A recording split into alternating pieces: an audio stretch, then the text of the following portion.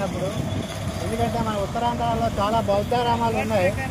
వాటిని పరిరక్షిస్తూ వాటిని పర్యాటక కేంద్రాలుగా అభివృద్ధి చేసి పర్యాటకుల్ని కనుక మనం అక్కడికి ఎక్కువ మందిని రప్పించగలిగితే వాళ్ళు కూడా దాన్ని ఆచరించి బౌద్ధులుగా మారడానికి అవకాశాలు ఉంటాయి. కాబట్టి ఆ డిమాండ్ను కూడా కలెక్టర్కి ఇచ్చే దాంట్లో పెట్టాలి. అలాగే ఈ దేశంలో ఉన్న అనాదిగా ఉన్న దేవాలయాలన్నీ కూడా పూర్వ దేవాలయాలన్నీ కూడా బౌద్ధారామాలే. అది మనకు చరిత్ర చూస్తే తెలుస్తుంది.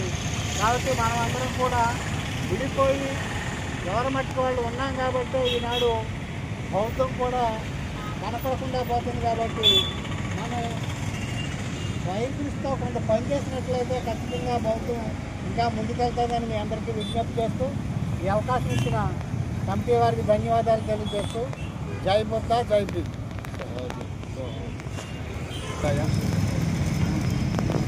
బుద్ధుని నడయాడిన దేశంలో బౌద్ధం హక్కుల కోసం మనం ఈరోజు ఇలాంటి పోరాటాలు చేస్తున్నామంటే ఇది చాలా విచారకరం. ఎందుకంటే ఈ దేశంలో పూర్తిగా కూడా బౌద్ధం బ్రాహ్మణీకరించబడింది.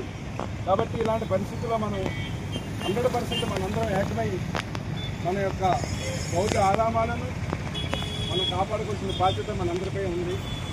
నెక్స్ట్ జరిగే కార్యక్రమంలో ఏదైతే మన బాబాసాహెబ్ అంబేద్కర్ భావజాలంతో నడుస్తున్న ఏ సంఘాలు అయితే ఉన్నాయో ఆ సంఘాలను కూడా ఏకం చేసి మనం ఒక 200 మంది అయినా సరే ఒక కార్యక్రమం చేయగలిగితే దాని యొక్క బలం గట్టిగా ఉంటుంది.